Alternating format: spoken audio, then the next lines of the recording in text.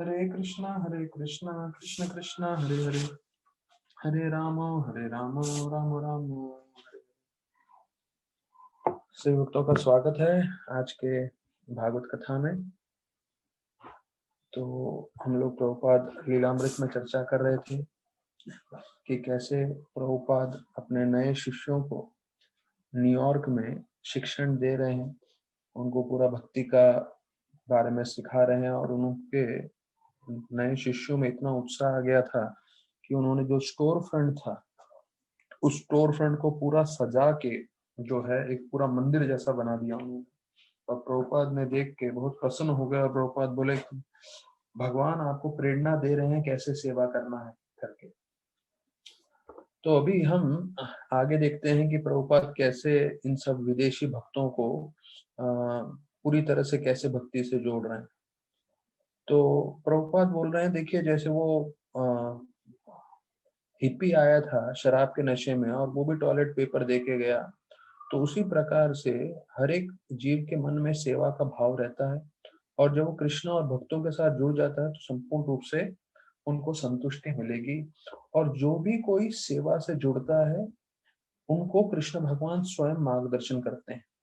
हमने ये कई बार श्लोक चर्चा किया है और हमें पूरी तरह से विश्वास होना चाहिए कि कैसे कृष्ण भगवान ने बताया है गीता में, ददामि बुद्धि योगम तम येन माम उपयन्ति ते।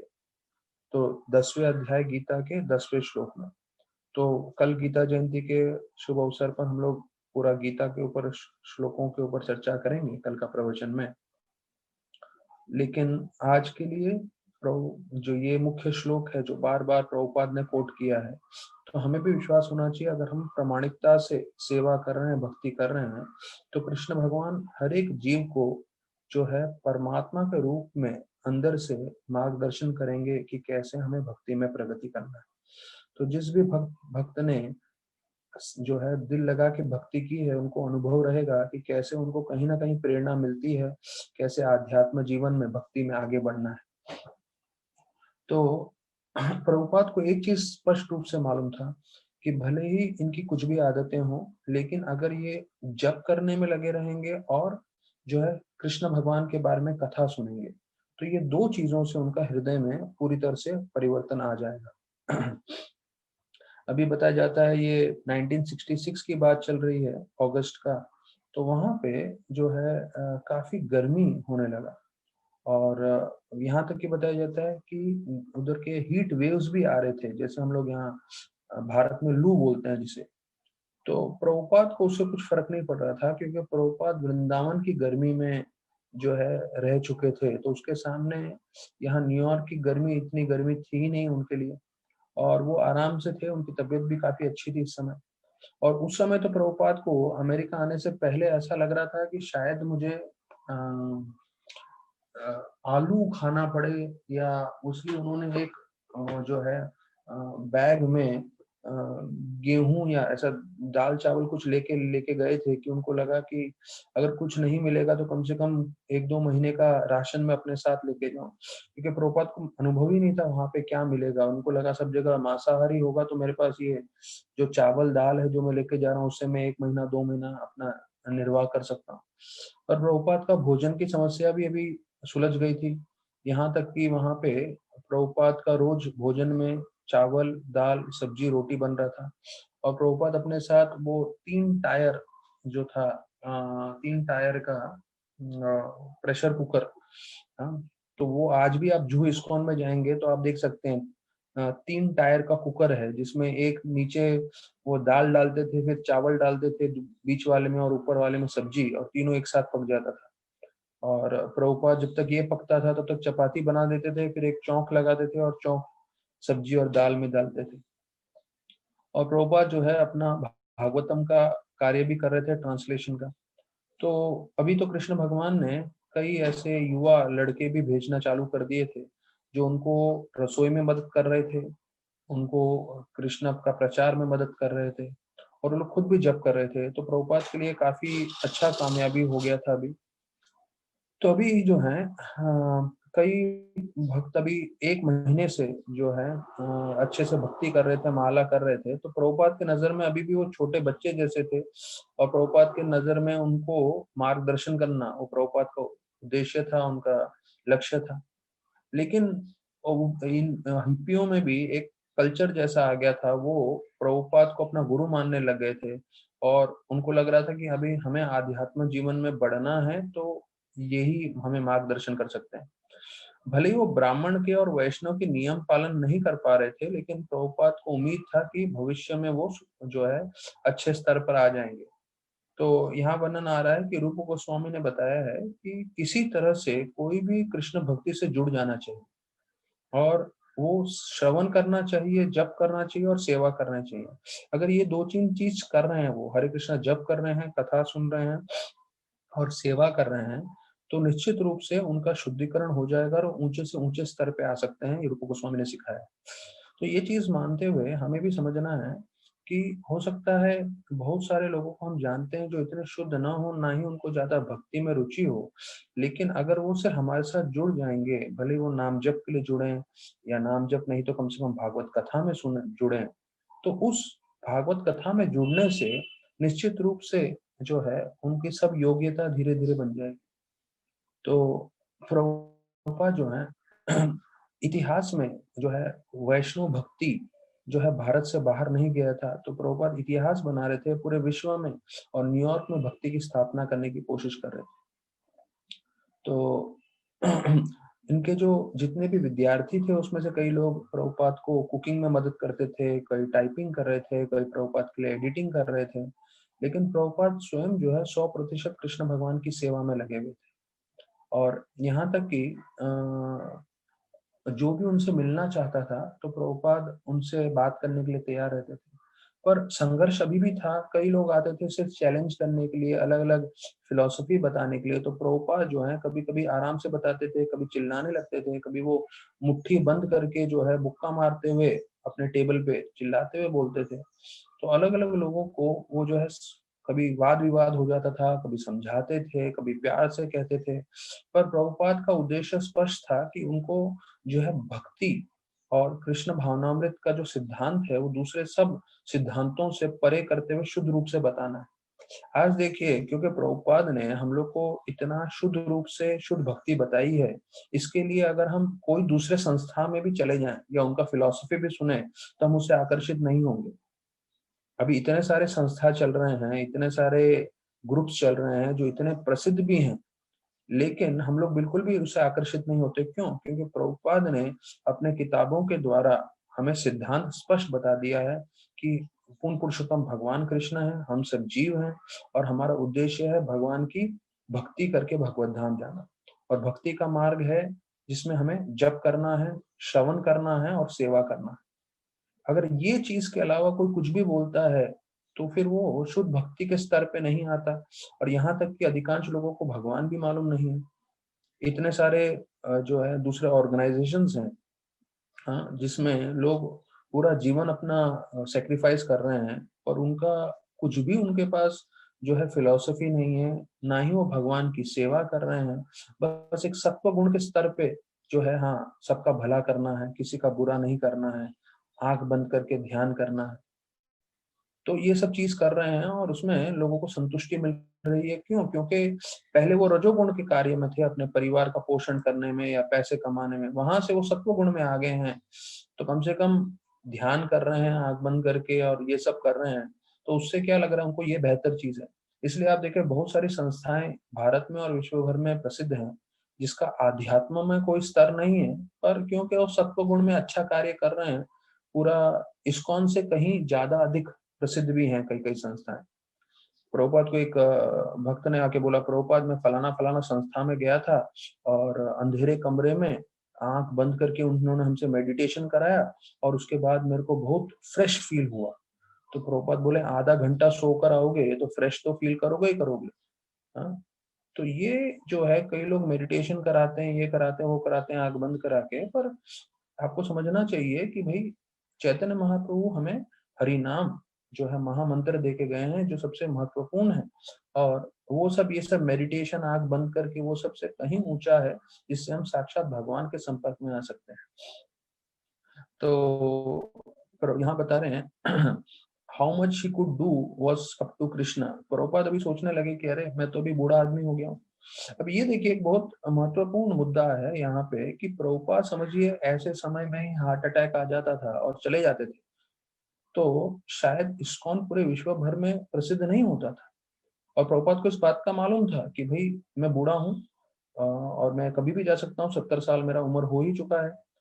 लेकिन उस समय भी जो है वो प्रार्थना कर रहे थे कि मुझे कुछ और साल इस पृथ्वी पे रहने दीजिए, जिससे मैं कृष्णा भावनामृत अच्छे से जो है एस्टैब्लिश कर सकूं, अच्छे से मैं उसका फर्म ग्राउंडिंग करा सकूं, जिससे मेरे जाने के बाद भी कृष्ण भक्ति चलती रहे। और वही हुआ। ये जो है 1966 की बात चल रही है और प्रभुपाद जो है 1977 में 11 साल बाद पृथ्वी छोड़ के चले गए। तो लेकिन 11 साल में प्रभुपाद ने 100 से 108 से भी ज्यादा मंदिर बना दिए थे। और उसके कारण जो है उनके शिष्यों के कारण आज वही 110 मंदिरों का 700 मंदिर हो गया। और वही चीज जो है एक अलग ही पैमाने पे अभी हम सब देख रहे हैं। अभी अगला अध्याय में बता रहे हैं कि अ,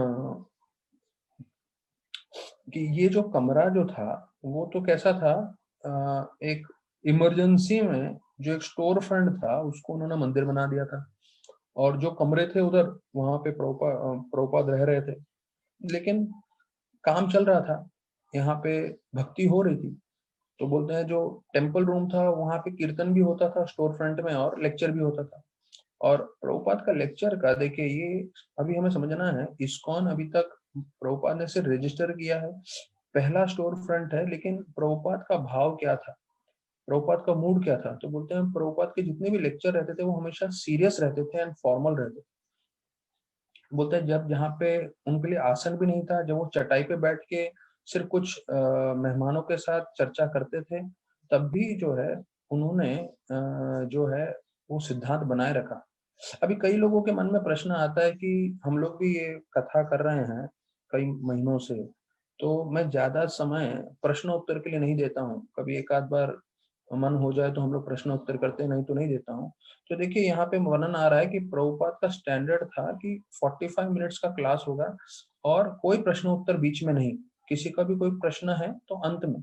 हाँ, और जितने भी लोग बैठे हुए थे वो लोग पूरा सुनते रहते थे और फिर किसी का अंत में प्रश्न होता था, क्योंकि प्रभुपाद चाहते थे कि लोग कृष्ण भक्ति के बारे में सुने।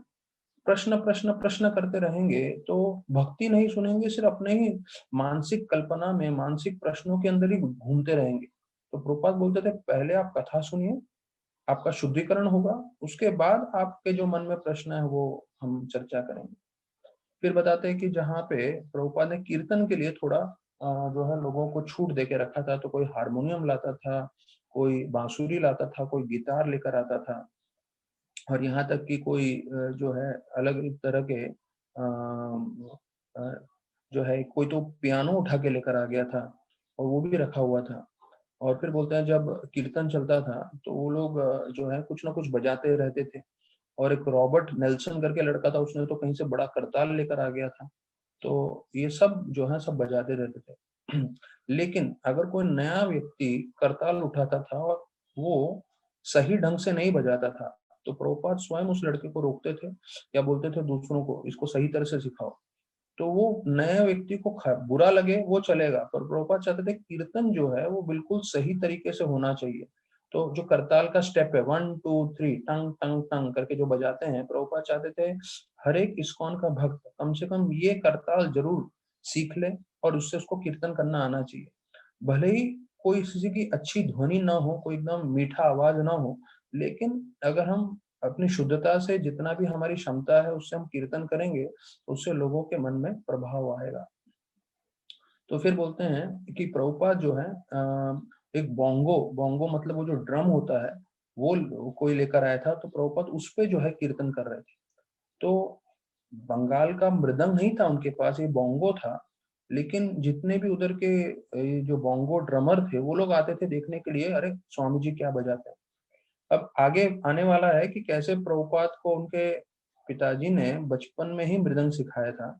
उसका प्रभाव देखिए उस समय समझ नहीं आया होगा, जब प्रभुपाद गृहस्थ थे इतना नहीं था, लेकिन अभी जब 70 साल की उम्र में अमेरिका में है, क्योंकि प्रभुपाद ने बिल्कुल मृदंग मृदंग बचपन में ही जो है उसमें एक्सपर्टीज प्रभुपाद ने प्राप्त कर लिया था, इसलिए अभी उनके हाथ हाथ में कॉन्गो दो या कुछ भी दो, प्रभुपाद बिल्कुल आसानी से बजा सकते थे। और उधर के जो ड्रमर थे वो प्रभावित हो रहे थे, बोले थे अरे ये बंगाली सन्यासी जो है वो तो बहुत अच्छा बजाते हैं। यहाँ तक कि अभी ये जो अमेरिकन लड़के थे उनको लग रहा था अरे ये तो हरे कृष्णा महामंत्र और कीर्तन तो अपने एलएसडी ड्रग से भी बढ़कर है, और इसमें जो आनंद आता है और इसमें जो हम लोग ऊंचे उठते हैं वो ड्रग्स से भी बेहतर है। और प्रोपा जो है उनको बोलते थे ये आप लोग के लिए नया जो है इंटॉक्सिकेशन है, मतलब नया तरह का आपको नशा है, अगर इसमें एक बार चढ़ जाओगे तो कभी उतरोगे नहीं। तो चैतन्य महाप्रभु ने बताया था जप करने के लिए कोई नियम की पालन करने की आवश्यकता नहीं है, यहाँ तक कि कोई सुबह उठ के बिना नहाए भी जप कर सकता है। या जैसे बताते हैं चैतन्य महाप्रभु बताते हैं कि अगर कोई बाथरूम में है वहां पे भी जप कर सकता है। और जो लड़का गोपाल उनको बताता है कि भाई हम हर जगह जप कर सकते हैं, तो चैतन्य महाप्रभु बोलते हैं उसको कि तुम आज से गोपाल गुरु बन गए हो, तुम गुरु हो। क्यों? क्योंकि तुमने ये महिमा बताई कि हरे कृष्ण महामंत्र हमेशा जप कर सकते हैं, अशुद्ध जगह में भी जप करने से हमारा उद्धार होगा। इसका मतलब भक्ति रसामृत महाराज बताते हैं, इसका मतलब ये नहीं कि हम लोग बीट बैग्स लेके हम लोग अपना बाथरूम में चले जाएं, लेकिन हम हमेशा हमें कृष्ण भगवान का स्मरण करते रहना है। तो प्रभुपाद जो है, प्रभुपाद के लिए ये लोग सब जो है एक जैसे किंडर गार्डन होता है, किंडर गार्डन मतलब जहाँ एबीसीडी सिखाते हैं नर्सरी के बच्चों को, तो प्रभुपाद के लिए वैसा था। सब लोग एकदम नए थे और उनको सब सिखा रहे थे प्रभुपाद भक्ति के बारे में। और फिर जो है प्रभुपाद कीर्तन समाप्त होने के बाद, अब देखिए प्रभुपाद का स्ट्रेटेजी कैसे था, प्रभुपाद कैसे प्रचार धीरे धीरे बढ़ा रहे थे। प्रभुपाद का जब फाइनल कीर्तन हो जाता, प्रोग्राम खत्म हो जाता स्टोर फ्रंट में, फिर प्रभुपाद देखते थे जो अच्छे लड़के हैं जिनके प्रश्न महत्वपूर्ण हैं और जो भक्ति में ज्यादा रुचि रख रहे हैं, तो उनको लेके अपने कमरे में चले जाते थे और वहां पे उनके साथ बैठ के बात करते थे और वहां पे उनको मार्गदर्शन करते थे। तो देखिए जब इस्कॉन की स्थापना हो रही थी तब भी वही कार्य चल रहा था, प्रसाद, कीर्तन, प्रवचन, और जो विशेष रूप से जो ज्यादा उत्साहित थे, जो ज्यादा भक्ति में ध्यान कर रहे थे, तो उनको प्रभुपाद अलग से समय देते थे और ज्यादा उनको सिखाते। और प्रभुपाद का फिर वर्णन आता है कि विशेष रूप से सुबह 4 बजे का समय था जब सब लोग सोए रहते थे, तो प्रभुपाद जो है धीरे धीरे अपना धीमी आवाज में कृष्ण भगवान के साथ उनकी सेवा में लगे रहते थे, अर्थात वो भागवतम का कार्य करते रहते थे। तो एक भक्त बता रहे थे कि कैसे प्रभुपाद जो है दिन भर पूरा वर्ल्ड में इस्कॉन की स्थापना कर रहे थे, हजारों की संख्या में भक्तों से मिल रहे थे, पूरा दिन भर सब काम करते थे, लेकिन प्रभुपाद को प्रेरणा कहाँ से मिलती थी? रात भर प्रभुपाद जो है कृष्णा का संग करते थे, वो था श्रीमद् भागवतम के रूप में। तो जब हम भी हमारे इस प्रवचन में जब हम भागवत का संग कर रहे हैं, तो हम कृष्ण की सेवा कर रहे हैं, कृष्ण का संग कर रहे हैं, कृष्ण की कथा सुन रहे हैं। तो बोलते हैं जब दिन होता था तो कई लोग प्रभुपाद से मिलने आते थे, तो जहाँ पे प्रभुपाद जो है बैठ के भागवतम ट्रांसलेट कर रहे होते वहीं पे घूम जाते थे और प्रभुपाद उनके साथ जो है बातचीत करने लगते थे, उनके प्रश्नों का जवाब देते थे, कभी हंसते थे और कभी कुछ आर्ग्यूमेंट होता था तो डिस्कशन करते रहते थे। तो बोलते हैं कभी कभी आधा घंटे तक जो है किसी के साथ बात करते थे, तब तक कोई दूसरा व्यक्ति आ जाता था, तो प्रभुपाद उसको भी बुलाते थे, नए मेहमान को बोलते आप भी आ जाओ, बैठ जाओ, और सब साथ में मिलके भी कई बार बात करने लगते थे। तो बोलते हैं कई सीरियस लड़के थे जो प्रभुपाद से अलग से समय लेके ट्यूसडे थर्सडे सैटरडे जो है के रात को मिलते थे या शाम को, और वो प्रभुपाद को उनके व्यक्तिगत उनके प्रश्न पूछते थे प्रभुपाद के बारे में कि आप जब न्यूयॉर्क आए आपको कैसा लगा, आप आपको भारत में और इसमें यहाँ क्या फर्क लग रहा है, आपके वहाँ शिष्य थे क्या, और आपके परिवार वालों के बारे में आप बताइए, आपके गुरु के बारे में बताइए। और प्रभुपाद जो है इनके साथ जो है 1-to-1 प्रचार करते थे, उनको बताते थे। और प्रभुपाद बताते हैं जो उस समय जो उनके साथ डिस्कशन कर रहे थे उनमें से डिस्कशन का कुछ नोट्स है वो यहाँ चर्चा कर रहे हैं, तो प्रभुपाद उनको बोलते थे कि गांधी जी ने हमें जो है अंग्रेजों से मुक्ति नहीं दिलाई, वास्तविक रूप में सुभाष चंद्र बोस थे।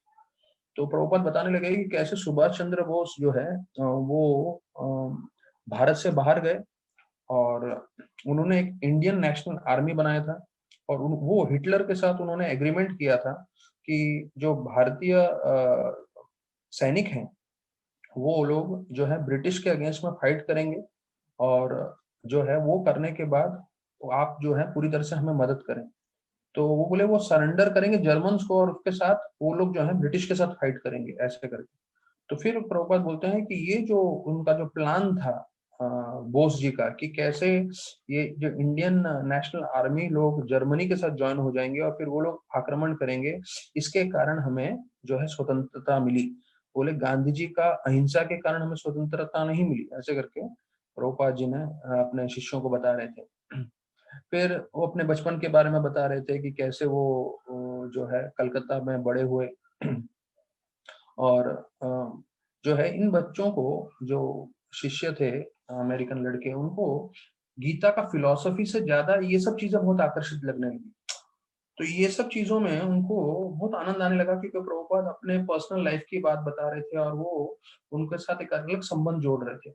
उनको अपने पिता के बारे में बता रहे थे कि कैसे वो कपड़े का बिजनेस करते थे और कैसे उनके पिताजी ने उनको जो है विग्रह दिया छोटा, जिसकी वो बचपन से सेवा करते थे, और यहाँ तक कि एक छोटा रथ यात्रा महोत्सव मनाने दिया।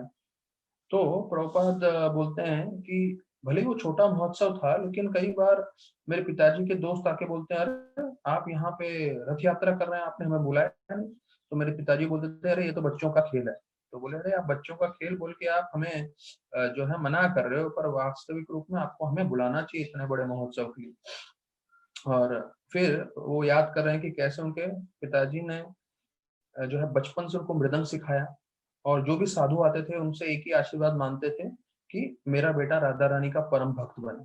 तो ये सब प्रभुपाद जो है इन सब शिष्यों को बता रहे हैं। मुझे याद है हम लोग का जब महाराज के साथ मीटिंग होता था, सिर्फ 5-5 6-6 लोगों का, उस समय एक सिस्टम बनाया था उन्होंने। तो हम लोग भी गए अंदर कमरे में महाराज के साथ मीटिंग करने के लिए। तो महाराज के साथ हमारे साथ और भी कोई सीनियर डिवोटीज थे। तो महाराज ने हम लोग को पूछा, हम 5-6 लोग ही थे, कि आपको क्या सुनना है, आपको शास्त्र में बोलूं या यहाँ वहाँ की हम बातें करें। तो बोले महाराज यहाँ वहाँ की बातें करते हैं, शास्त्र तो हम लोग भागवतम में सुन लेते हैं, पढ़ लेते हैं। तो महाराज फिर अपनी चिट्ठियां निकाले, बोले देखो मुझे दुनिया के कैसे लोग क्या क्या चिट्ठी लिखते हैं, और वो सब सुनाने लगे, और सब हम लोग पेट पकड़ पकड़ के हंस रहे थे। महाराज बोले ये देखो भावुक लोग सिर्फ इंडिया में नहीं रहते, अमेरिका में भी देखो कैसे भावुक लोग रहते हैं और कैसी कैसी चिट्ठियां लिखते हैं करके। तो ये महाराज जब अपना पर्सनल चीज करते थे, अभी तो संभव नहीं है कि ये 1998 99 2000 की बात है, 21-22 साल पहले। तो महाराज भी जो अपना समय देते थे, अपनी सब अलग अलग चीजें बात करते थे। कितनी बार महाराज के साथ होता था कि रात को महाराज सोने से पहले सिर्फ गमछे और टी शर्ट में आश्रम में आ जाते थे, और आश्रम में आके लॉकर पे बैठ जाएंगे और सारे ब्रह्मचारी इर्द गिर्द बैठते थे, नहीं तो खड़े रहते थे, और महाराज कहीं ना कहीं के जो है बातें करने लग जाएंगे। तो ऐसे सब चीजें जो है और संबंध गहरा करती थी, जो यहाँ पे प्रभुपाद का भी देखा है। तो फिर वो बोलने लगे कि कैसे मैं अपने गुरु से मिला, और कैसे मैं अपना जो है फार्मेसी का बिजनेस करता था, और कैसे जो है मैंने संन्यास लिया। तो इन लोगों को, जो अमेरिकन लड़के थे, उनको कुछ ज्यादा मालूम नहीं था। जब प्रभुपाद ने संन्यास शब्द का इस्तेमाल किया तो उनको संन्यास का भी मतलब नहीं था मालूम था। तो पूछने लगे क्या होता है संन्यास मतलब, तो प्रभुपाद उनको सब चीज बताते थे, यहाँ तक कि खाने के बारे में, जो है मृदंग के बारे में, और भारत की स्त्रियों के बारे में, और बहुत सारी ये सब चीजें, और इन सब चीजों का आधार होता था शास्त्रों के हिसाब से। अब यहाँ पे वर्णन कर रहे हैं कि प्रभुपाद का अभी जो कार्यक्रम था वो इतना विस्तार रूप में बढ़ गया था कि रोज कम से कम 1 डजन लोग आते थे भोजन करने के लिए। तो पहले तो हमें मालूम है प्रभुपाद स्वयं अपना खाना बनाते थे, फिर हमें ये मालूम चला कीथ उनके साथ जो है वो लड़का मदद करने लगा, और वो कीथ धीरे धीरे मदद करते हुए फिर वो ही कुकिंग करता था पूरा समय। और पहले तो प्रभुपाद ने उसको 3 टायर में सिखाया खाना बनाना, और जब देखने लगे कि लोग ज्यादा आ रहे हैं भोजन करने के लिए, तो प्रभुपाद ने उनको बोला उसमें मत करो, और बड़े जो है बर्तन में बनाना चालू करो। तो 1 डजन लोग रोज आते थे। तो उसमें बोलते हैं वो राफल और डॉन जो नीचे स्टोर फ्रंट में रहते थे, उनको सिद्धांत में कुछ इंटरेस्ट नहीं था, वो प्रभुपाद से बात करने भी नहीं आते थे, लेकिन ठीक प्रसाद के समय पहुंचते थे और साथ में अपने एक दो दोस्तों को भी जरूर लेकर आते थे। तो देखिए, ये प्रथा स्टार्टिंग से रही है। कई लोग जो रहेंगे उनको फिलॉसफी में कुछ इंटरेस्ट नहीं रहेगा, उनको कथा में बिल्कुल इंटरेस्ट नहीं रहेगा, लेकिन उनको प्रसाद में जो है बहुत रुचि रहेगी। तो प्रभुपाद के समय से राफ्टल और डॉन का नाम हमें याद रखना है, लिख के रखना है।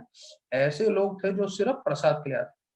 और बोलते हैं प्रभुपाद ने अपना रसोई इस तरह से बनाया था जहाँ पे जो है चिल्ली मिर्चियाँ थे और राई के दाने, हल्दी, हींग और जो जो रसोई के लिए लगता है सब था। और यहाँ तक कि बताया जाता है कि चक जो है वो कीथ का असिस्टेंट बन गया और दोनों मिलकर कुकिंग करते थे, क्योंकि रोज एक डजन के लोगों को जो है खाना बनाना पड़ता था, उनके लिए सबके लिए चपाती भी बनाते थे। तो ये विदेशी लोगों को देख के बहुत अच्छा लगने लगा, ये कैसे ये जो चपाती है एकदम फुटबॉल के जैसा फूल जाता है।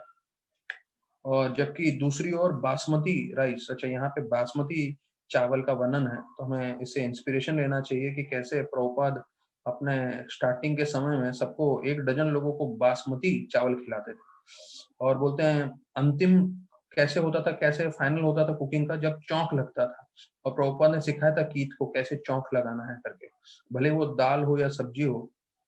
तो वो जो है छोटे से कटोरी में घी डाल के, फिर उसमें राई डाल के, मसाले डाल के, और वो जो लाल चिली और वो सब डालते थे, वो पूरी तरह से पक जाए तो उसके बाद सीधा दाल में उसको पलटी करके ढक्कन लगा देने का, और उसको फुस करके आवाज आता था। तो जो कई नए लड़के थे उनको ये सब मालूम नहीं था कुकिंग कैसे होता है, वो दरवाजे पे खड़े रह के देखते रहते थे, और जब छौंस का आवाज आता था तो वो पूरा ऐसा एक्सप्लोजन जैसा होता था। और बोलते हैं कई बार तो एक्सप्लोजन ज्यादा ही आवाज करता था, यहाँ तक कि नेबर लोग को लगता था क्या जो है खुशबू आ रहा है, और वो लोग कंप्लेन भी करते थे, पर भक्तों को बहुत मजा आता था। और फिर जो है ऑफरिंग ऑफरिंग करके सब साथ में खाते थे। तो देखिए, अब तकरीबन हम लोग 4 बजे प्रारंभ किए, अब हमारा आधा घंटा इसमें चला गया, पर कितना रोमांचकारी दिन था शुरुआत के दिन। और कैसे प्रभुपाद ने लोगों को प्रोत्साहन दिया जो है भक्ति करने के लिए और भागवत में जुड़ने के लिए। तो आज हम भागवतम जो हमने 4 श्लोक चर्चा किए थे उसमें 5वें श्लोक से हम आगे बढ़ेंगे, जहां हम देख रहे हैं कि कैसे ये स्तुति कर रहे हैं ब्राह्मण महाराज पृथु के। तो देखिए, मैं खुद अपना जो है खुद की अपनी पाठ करते हुए, मैं सनातन गोस्वामी का हमने दो बार ये श्लोक पढ़ा हुआ है। जब हम भागवतम का पाठ कर रहे हैं और हम अपने भागवतम को अपने जीवन में केंद्र बिंदु बनाना चाहते हैं, अर्थात सेंटर बनाना चाहते हैं, सबसे मुख्य चीज बनाना चाहते हैं, तो देखिए मैं ये चर्चा कर रहा था। देखिए, हम सबको आनंद चाहिए, हम सबको खुशी चाहिए। और जैसे अर्जुन बोलते हैं कि भाई हमें परिवार वालों के साथ खुशी चाहिए, अकेले नहीं। तो कोई ना कोई चाहिए हमें मित्र के रूप में, या कोई हमारा साथी के रूप में। जैसे राधानाथ महाराज बताते हैं, हर एक की इच्छा है कि हम किसी से प्रेम करें और कोई हमारे साथ प्रेम करे। और ये संतुष्टि तभी हो सकती है जब हम कृष्ण से जुड़ते हैं। फिर हर एक जीव को पैसा लगता है, और पैसे के साथ साथ हमें चौथा चीज लगता है कि हमारा भाग्य उज्जवल हो, उदय हो। तो ये सब 4 चीज जो मैंने बताया, वो भक्तों में और अभक्तों में दोनों में समान है। अगर कोई डिवोटी है करके भागवत का आश्रय ले रहा है करके जरूरी नहीं है, कोई नॉन डिवोटी भी होगा, कोई भक्ति का जिसको ज्यादा ज्ञान नहीं है, जो माला नहीं करता है या नियम पालन नहीं करता है। जैसे मैं अधिकांश बार बोलता हूँ कि जो जितने भी बाहर भागवत कथाकार रहते हैं, जो कथा कराते हैं, वो हमेशा जो है आप उनका सुनेंगे तो उसमें सबको ये चीज 3-4 चीज चाहिए कि भाई आनंद आए हमारे जीवन में, जो है हमको धन मिले, हमारा भाग्य अच्छा हो और हमारा किसी से संबंध बने। तो वो ये सब उद्देश्य से वो लोग भागवत कथा कराते हैं। और कई अधिकांश लोग, सब लोग, अधिकांश क्या, मेजोरिटी लोग, सब लोग उधर प्याज लहसुन खा रहे होते हैं। मेजोरिटी लोग जो है चाय कॉफी पी रहे होते हैं, लेकिन उसके बाद भी वो भागवत कथा कराते हैं और सुनते हैं। और सबका अनुभव ये रहा है कि उनको आनंद भी प्राप्ति होती है, उनका संबंध भी बनता है, उनको धन भी मिलता है, उनका भाग्य भी उदय होता है। और भक्तों के लिए खास 2 चीज आता है कि हमें हमारे जीवन में गुरु चाहिए, और उस गुरु से मार्गदर्शन से हमें भगवत धाम जाना है। तो पहले 4 और ये 2 6 चीजें, ये 6 की 6 चीजें जो है भागवतम हमें दे सकता है। हमें आनंद दे सकता है, हमारा संबंध हमें बना सकता है एक मित्र के रूप में, हमें धन दे सकता है, हमारा भाग्य उदय कर सकता है, और गुरु गुरु बन के हमें मार्गदर्शन करके वो हमें भगवत धाम ले जा सकता है। संपूर्ण रूप से हमें सब कुछ प्राप्त हो सकता है, सिर्फ हम भागवत का आश्रय लें तो अधिकांश समय जब हम कभी कभी हमें नींद नहीं आता, कभी हम विचलित होते हैं, तो या तो हमें भगवान का नाम जप में जुड़ जाना चाहिए, नहीं तो हमें भागवतम लेके पाठ करने में या सुनने में उसमें जुड़ जाना चाहिए। अगर हम ऐसा कार्य करेंगे तो निश्चित रूप से हमें पूरी तरह से आश्रय प्राप्त होगा। तभी जो है 5वें श्लोक से हम चर्चा कर रहे हैं कि कैसे राजा जो हैं वो पूरी प्रजा को संभालने वाले हैं, और वो देवताओं के भी प्रतिनिधि हैं, और जो देवता भगवान के प्रतिनिधि हैं जो पूरा पृथ्वी को संभाल रहे हैं, तो उनका जो है उनका प्रतिनिधि जो राजा हैं, तो वो शास्त्रों के हिसाब से सब कार्य करेंगे, वो यज्ञ करेंगे। और उनके कारण पूरे पृथ्वी पे जो है बरसात भी अच्छा रहेगा, जिससे सब लोग जो है तरक्की कर पाएंगे। तो प्रभुपाद लिख रहे हैं तात्पर्य में कि पृथ्वी का जो पृथ्वी पे लोगों की समृद्धि तभी हो सकती है जब उनके पास जब पृथ्वी पे काफी बरसात आए। अगर बरसात आएगा तो बरसात से जो है सब समृद्धि बढ़ सकती है, मतलब अनाज आएंगे और अनाज से ही सब लोग संतुष्ट हो सकते हैं। तो प्रभुपाद गीता के 3रे अध्याय के 14वें श्लोक के बारे में बता रहे हैं, अन्नाद भवनि भूतानि पर्जन्याद अन्न संभव यज्ञाद भवति पर्जन्यो यज्ञ कर्म समुद्भव। बोलते हैं सब लोग जो हैं जीवित रहते हैं अनाज पे, और अनाज आता है बरसात से, और बरसात आता है यज्ञ से। इसलिए संकीर्तन यज्ञ करना अति आवश्यक है। और दूसरा बोलते हैं कि यज्ञ आता है हमारे कर्मों से, जो प्रिस्क्राइब ड्यूटीज हैं, अर्थात जो हम कार्यशील रह रहे हैं, हम जो परिवार का पोषण कर रहे हैं और उसके लिए हम नौकरी वोकरी कर रहे हैं, तो वो सब करना अति आवश्यक है, और साथ साथ यज्ञ करना। तो प्रभुपद बताते हैं कि यज्ञ भवति पर्जन्यो, कहते हैं यज्ञ से बरसात आता है। तो जो हम संकीर्तन यज्ञ कर रहे हैं, या यहाँ तक कि हम जो भागवत कथा कर रहे हैं, हमें मालूम होना चाहिए कि इसमें इतनी शक्ति है कि ये बरसात का कारण भी बन सकता है। और प्रभुपाद अंत कर रहे हैं कि शास्त्रों में बताया गया है सबसे महान यज्ञ क्या है, वो है हरे नाम हरे नाम हरे नाम एव केवलम कलौ नास्ते व नास्ते व नास्ते केवल कतिरंत। कि भले ही अभी हमारी सरकार की परिस्थिति जैसी भी हो, पर एक चीज है यहाँ पे, मतलब शायद हो सकता है मोदी सरकार आने से पहले हमारी परिस्थिति इतनी अच्छी ना थी, पर अभी हमारी, क्योंकि मोदी सरकार जो है नरेंद्र मोदी जी अ, बड़े अच्छे व्यक्ति हैं। यहाँ तक कि जैसे ही वो प्रधानमंत्री बने, उन्होंने जाके गंगा आरती की और उन्होंने अपनी माता का आशीर्वाद लिया, और सब लोग जानते हैं कि वो बिल्कुल भी जो है उनका अ, बिल्कुल करप्ट नहीं है, और उसके कारण जो है इतना मदद हो रहा है। यहाँ तक कि कोरोना वायरस के लिए अभी हम सुन रहे थे, बीएमसी के सत्यानारायण प्रभु ने जो प्रवचन दिया था लास्ट संडे को, वो बता रहे 1 रुपया भी नहीं लिया। अब सोचिए, अगर आप प्राइवेट हॉस्पिटल में जाते हैं कोरोना वायरस के लिए, तो कम से कम आपका 50,000 रुपया से 1 लाख रुपया कम से कम जा सकता है, और ये पूरा खर्चा कर रहे हैं कौन? गवर्नमेंट जो है, और ये उनकी गवर्नमेंट के कारण है। तो राधानाथ महाराज से मिले भी हुए हैं नरेंद्र मोदी जी उनके बुक लॉन्च के समय। तो जो भी है, इनके कारण शायद भारत का भविष्य उज्जवल हो सकता है आध्यात्मिक रूप से भी।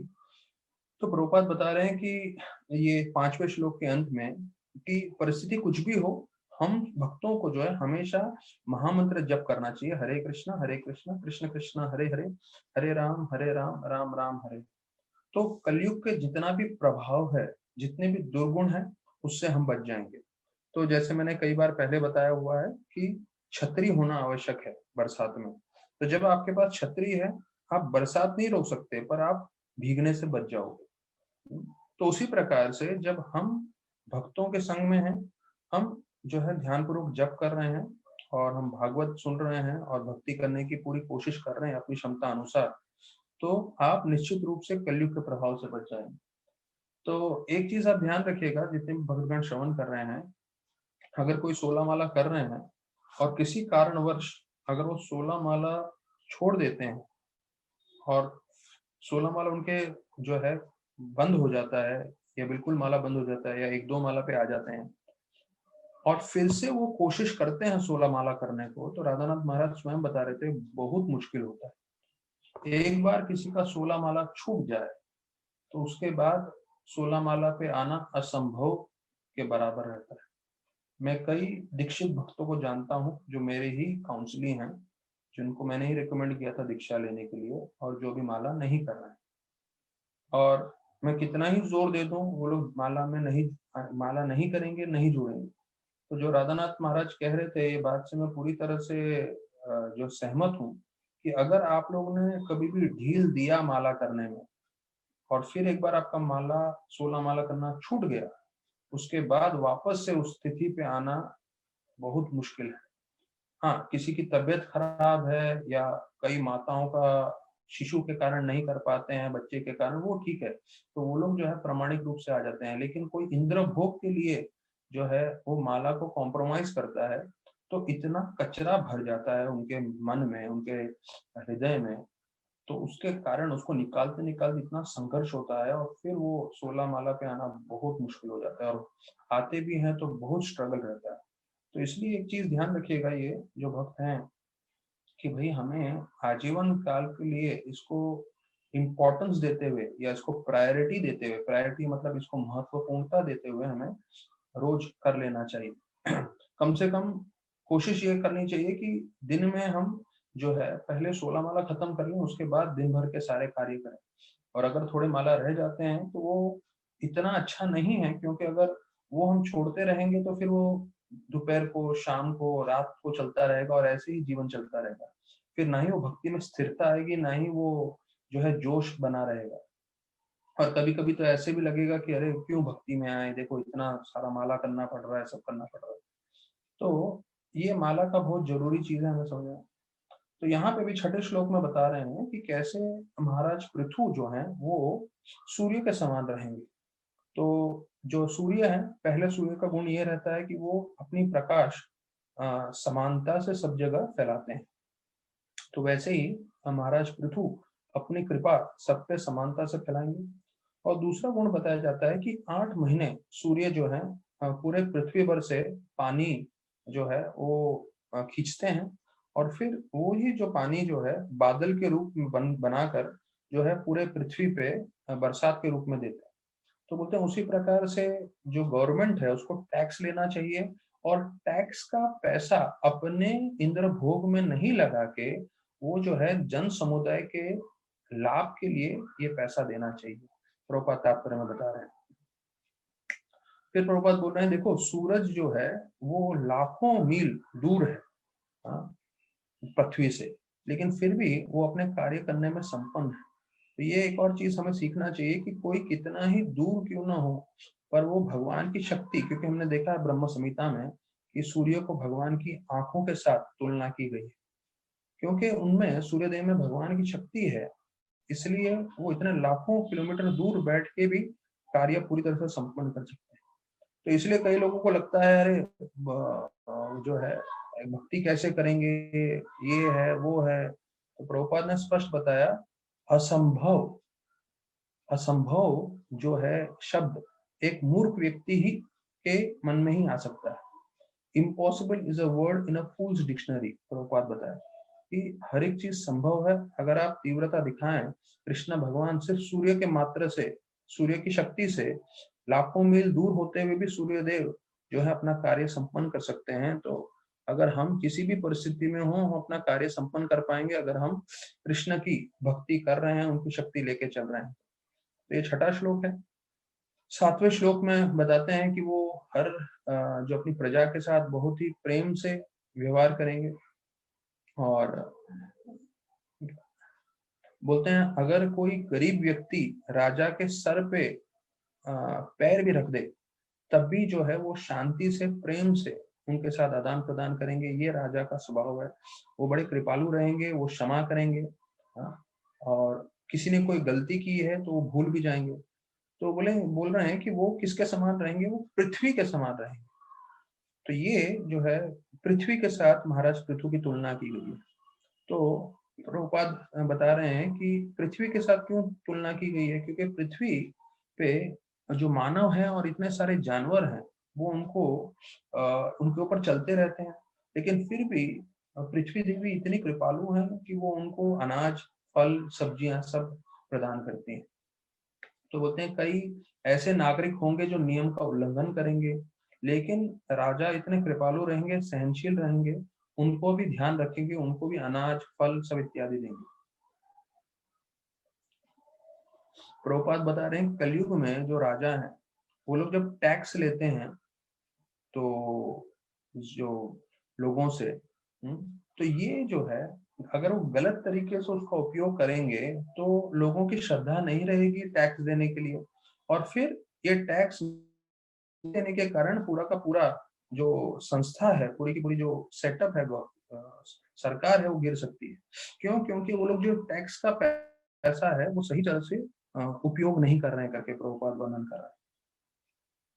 फिर 8वें श्लोक में बताया जाता है कि अगर कहीं बरसात नहीं हो और पानी की कमी होगी तो क्योंकि वो पूर्ण पुरुषोत्तम भगवान के अंश हैं, तो वो उनमें इंद्र के जैसे शक्ति है और वो वहां पे भी बरसात ले आएंगे और कहीं पे भी अकाल होने नहीं देंगे।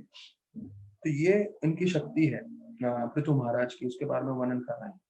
तो बोलते हैं कि इंद्र जो है कभी कभी क्रोधित हो जाते थे, और प्रभुपाद तात्पर्य में बता रहे हैं, और कभी कभी यज्ञ उनके लिए नहीं होता था तो क्रोध में आवेश में आके बरसात नहीं करते थे।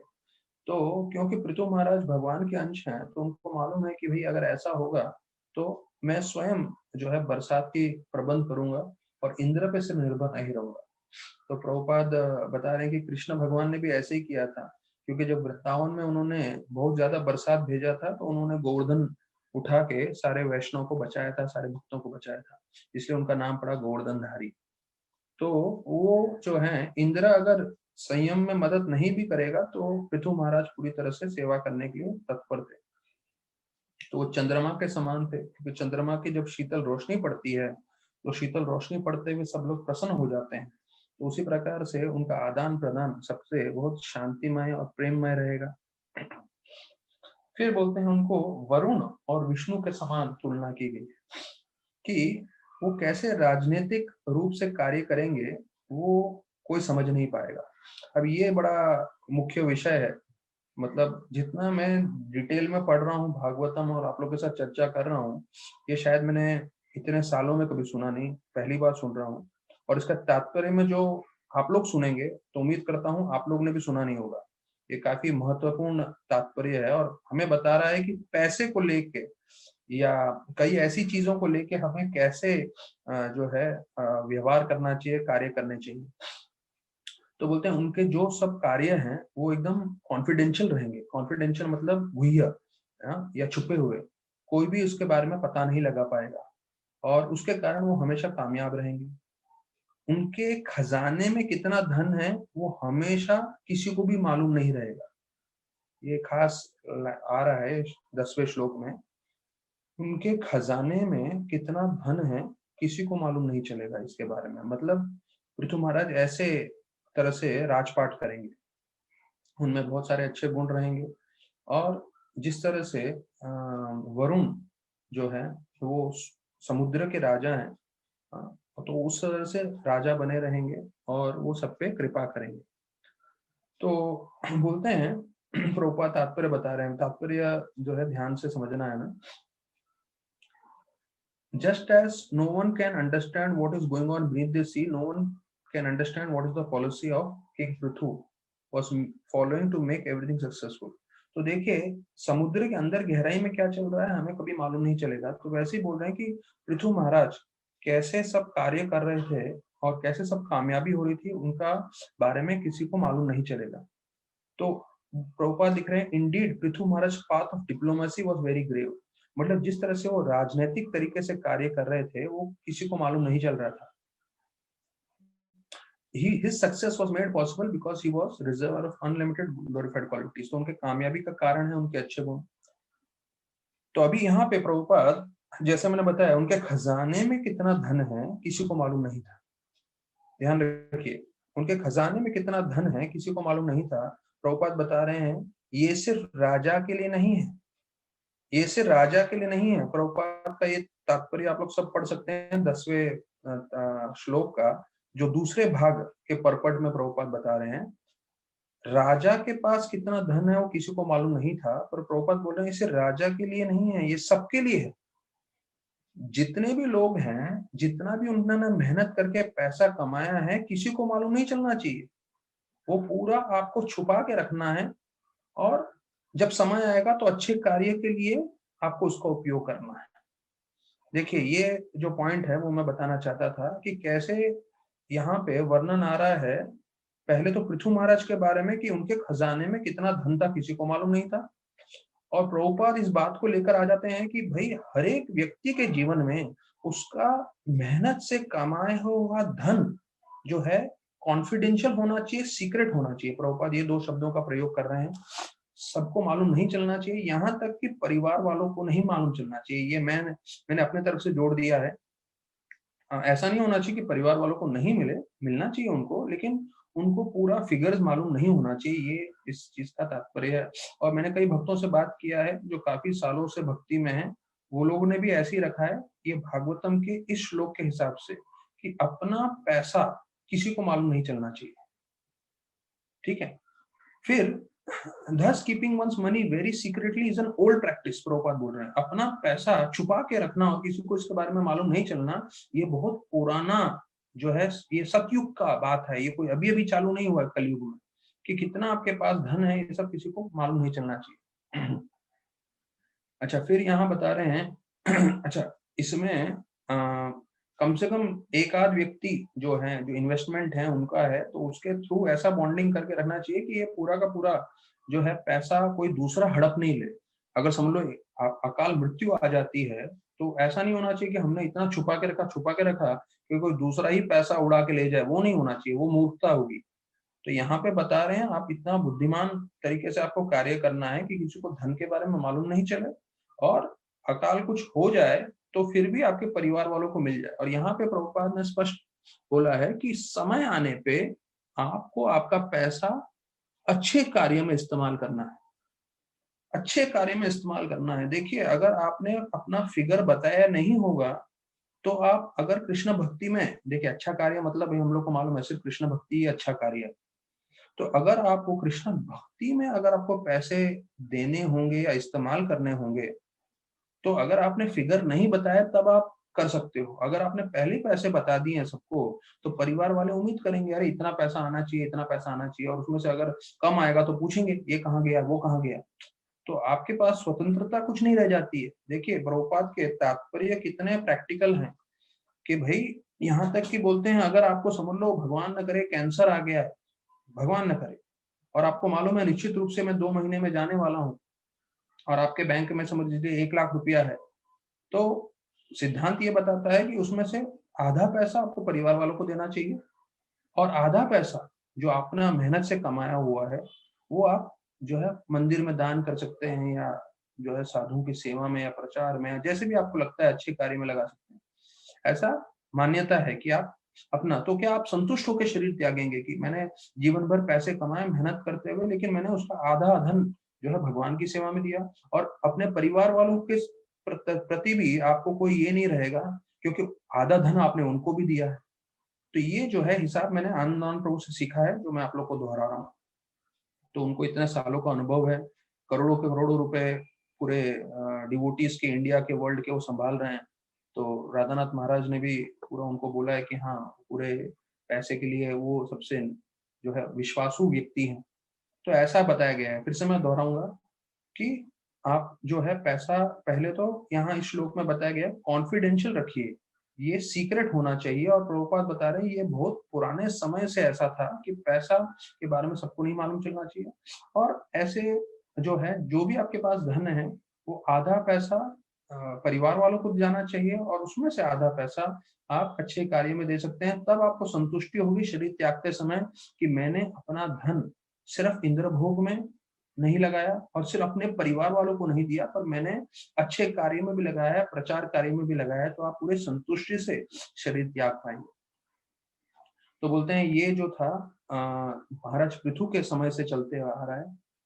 तो बोलते हैं कि राजा का जैसा कर्तव्य है कि उसका जो खजाना है उसके बारे में किसी को नहीं मालूम चले, तो हर एक व्यक्ति का भी यही कर्तव्य है कि उसका खुद का कमाया हुआ पैसा जो है सीक्रेट रहना चाहिए। प्रभुपाद बोल रहे हैं there is no fault in such dealings. तो प्रभुपाद बोल रहे हैं ऐसे कार्य में कोई दोष नहीं अगर आप जो है अपना कमाया हुआ पैसा किसी को बताते नहीं हो। और फिर प्रभुपाद जो है अंतिम लाइन बोल रहे हैं, the main point is that everyone should be trained in the system of varnashram dharma so that money is spent only for good cause and nothing else। तो इसका पूरा सार क्या बता रहे हैं प्रभुपाद, ये क्यों बता रहे हैं कि भाई पैसे के बारे में नहीं बताना है और इसको सीक्रेट रखना है और अच्छे कार्य में इस्तेमाल करना है। तो अंत में बोल रहे हैं कि पैसा अच्छे कार्यों में इस्तेमाल होना चाहिए, वो है आध्यात्मिक कार्य। तो ये बहुत महत्वपूर्ण श्लोक है। मैं चाहूंगा सब भक्तगण इसको मार्क कर लें 10वें श्लोक को, और इसको जो है मार्क करके अपने लाइफ में अप्लाई भी कर सकते हैं, उसको पढ़ भी सकते हैं। तो ब्रजमोहन मोहता एक बड़े बिजनेसमैन थे, और ये ब्रजमोहन मोहता प्रभुपाद से मिलने आए। तो प्रभुपाद बोले अरे ये ब्रजमोहन मोहता जी हैं, ये तो बड़े बिजनेसमैन हैं करके। तो प्रभुपाद को उन्होंने बोला, प्रभुपाद ने उनके बारे में बोला तो बहुत बड़े बिजनेसमैन है। तो प्रभुपाद ने बोला मेरे से तो बड़े बिजनेसमैन आप हो। 40 रुपया लेके गए थे, फिर आज के तारीख में 40 करोड़ की प्रॉपर्टी है आपके विश्व भर में। ये कब की बात कर रहे हैं? 1975 की। 1975 की बात कर रहे हैं। 40 रुपया लेके गए थे और 40 करोड़ की प्रॉपर्टी बना दी। तो देखिए, जब मैं आपको स्टार्टिंग में आज का भागवतम प्रारंभ करने से पहले मैंने बताया आपको भागवतम और कृष्ण के संबंध में जो है आपको आनंद प्राप्त होगा, आपका संबंध बनेगा, एक मित्रता बनेगी, आपको धन प्राप्ति होगी, आपका भाग्य बनेगा।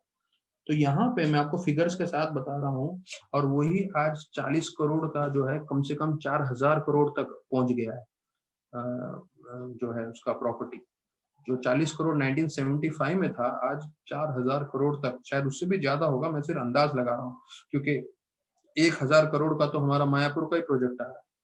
फिर हमारा जू इस्कॉन में इतना बड़ा प्रॉपर्टी है, और बाकी सब इतने सारे फार्म हाउस प्रॉपर्टी इंडिया भर में, मंदिर इतने बड़े बड़े विशाल काया के पूरे इंडिया में, पूरे वर्ल्ड में है। तो 4000 करोड़ से भी ज्यादा प्रॉपर्टी बन गया। तो देखिए, आप भक्ति से जुड़ेंगे तो आपके पास भले ही कुछ ना हो, पर भगवान अगर देना चाहें तो देखिए कितने स्तर तक लेके जा सकते हैं।